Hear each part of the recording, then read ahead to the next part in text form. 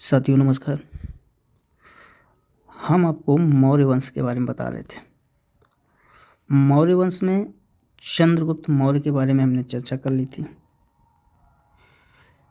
Last में हमने आपको ये भी बताया था कि चंद्रगुप्त मौर्य शतलेखना के लिए गए थे, फिर वही उनकी शतलेखना के माध्यम से अपने शरीर का त्याग कर देते हैं।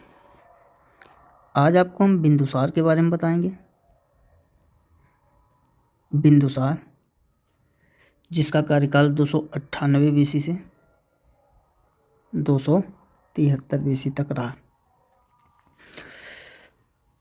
बिंदुसार के पिता का नाम अगर देखें तो पिता इनके चंद्रगुप्त मौर्य थे, आप सबको पता है।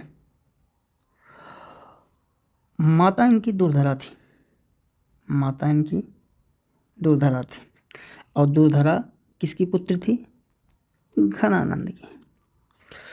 चंद्रगुप्त मौर्य के एक और बेटे थे जिनका नाम जस्टिन था।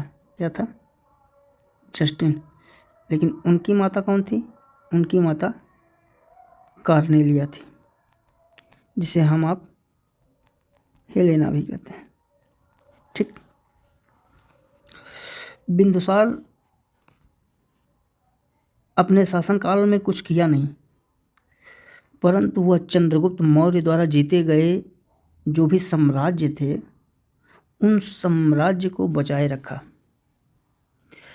जैसे जब चंद्रगुप्त शासन कर रहे थे तो उस समय उत्तरापथ की बात देखें, उत्तर की ओर में जैसे तक्षशिला था। दक्षिण की ओर देखें तो सुवर्णगिरी था। सुवर्णगिरी, उसके बाद अवंती था। पाटलिपुत्र पूर्व की ओर था, पूर्व की ओर पाटलिपुत्र। तो इन सब को बचाए रखा बिंदुसार चंद्रगुप्त मौर्य ने जितना राज्य जीता उन राज्य को बचाए रखा, जिसके कारण बिंदुसार को हम लोग एक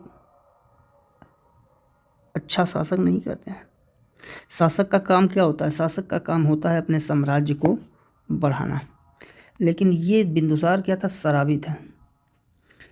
तो भाई शराब के नशे में जो होगा वो घनानंद जैसी स्थिति बनेगी। कुल मिला के ये कहा जा सकता है कि ये ठीक थे, उतने भी ठीक नहीं थे। बिंदुसार को यूनानी लेखकों ने अमित्रोचेटस कहा। अमित्रोचेटस,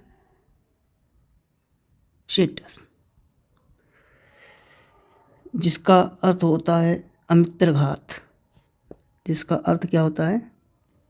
अमित्रघात। वायु पुराण में बिंदुसार को मद्रसार कहा जाता है।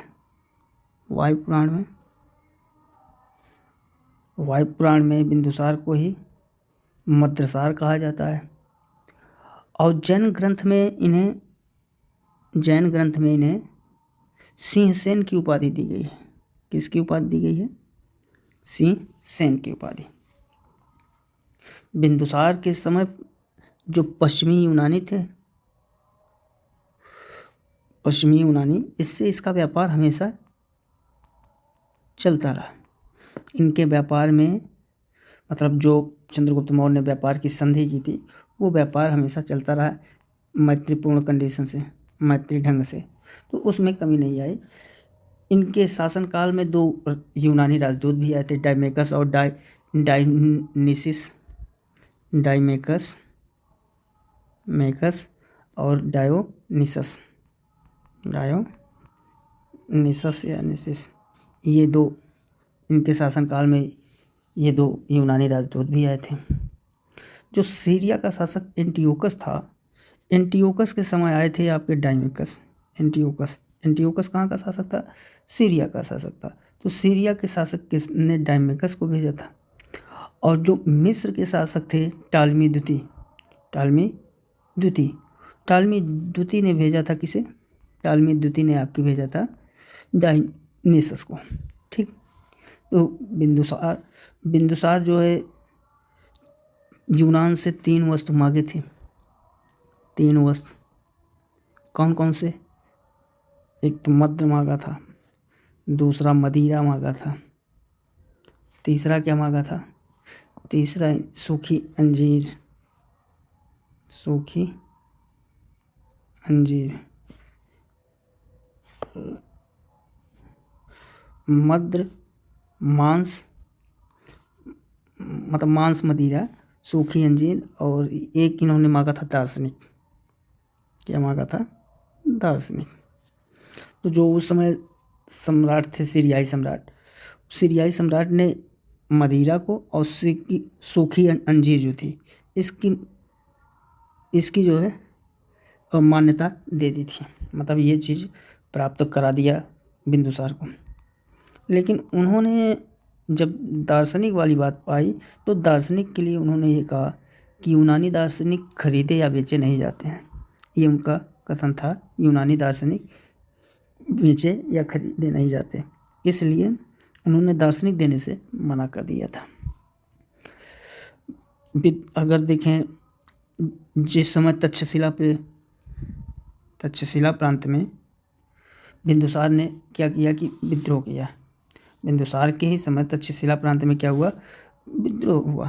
तो जब तक्षशिला प्रांत में विद्रोह हुआ तो इसने क्या किया? बिंदुसार ने सबसे पहले सुसीम को भेजा।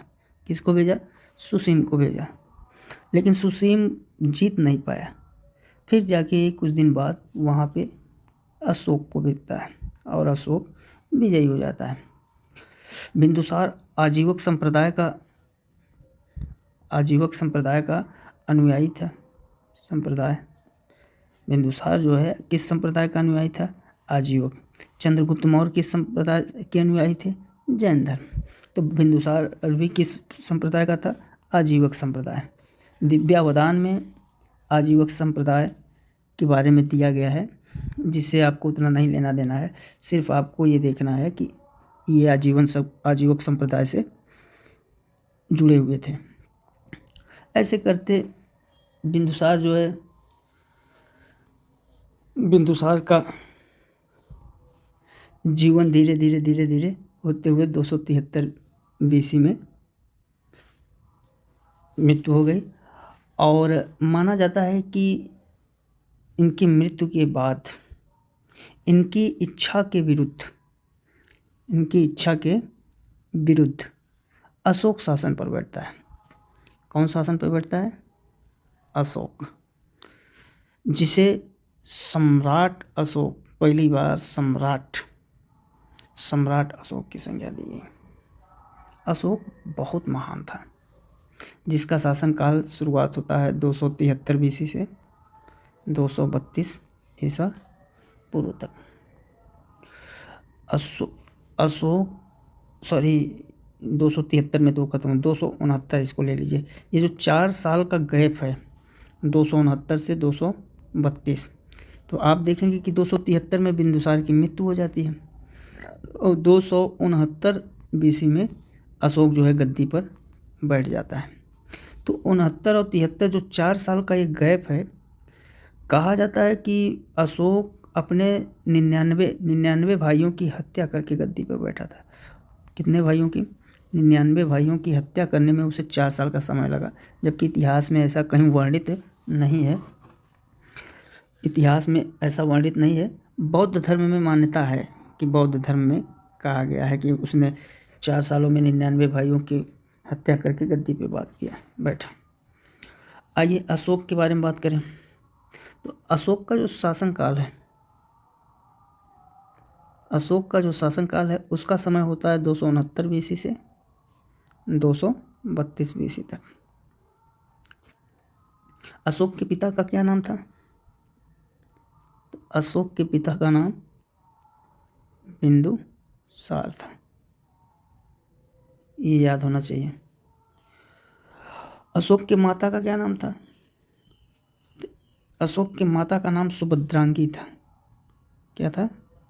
सुभद्रांगी, जिसे हम लोग धर्मा के भी नाम से जानते हैं। इनके नाम से? धर्मा के नाम से। अशोक धर्मा से इतना ज़्यादा प्रेम करता था कि कहा जाता है कि जब अशोक ने अपनी अंतिम सांस ली तो उसके अंतिम सांस में भी धर्मा का नाम, मतलब मुंह से धर्मा का नाम कहा था। तो अशोक का राज्याभिषेक 269 BC में, पिता इनके बिंदुसार, माता सुभद्रांगी। 8 वर्ष बाद, अच्छा थोड़ा सा और देखिए, इनकी माता का नाम सुभद्रांगी धर्मा। अशोक के बारे में सबसे ज़्यादा जानकारी का स्रोत क्या है? अशोक के बारे में सबसे ज़्यादा जानकारी का स्रोत इनके अभिलेख है। क्या है? अशोक के अभिलेख हैं। 8 वर्ष बाद जब ये गद्दी पर बैठता है, उसके 8 वर्ष बाद ये कलिंग पर आक्रमण करता है। कलिंग पर क्या करता है? आक्रमण करता है। और कलिंग पर ये आक्रमण करके इतना नरसंहार करता है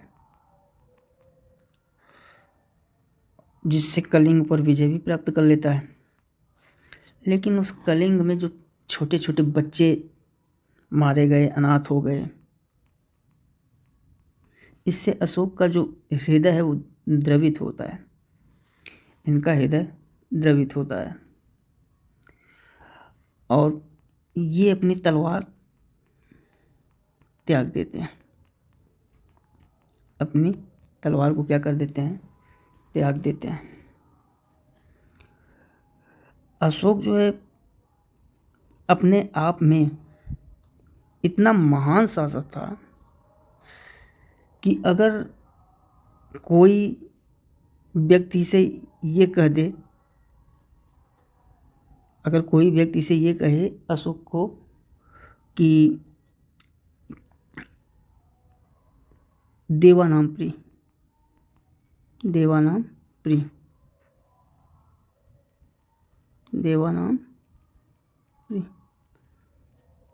अगर कोई व्यक्ति ये कहे कि देवानाम प्रिय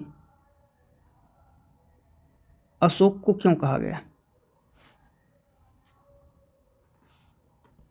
देवानाम प्रिय अशोक को क्यों कहा गया?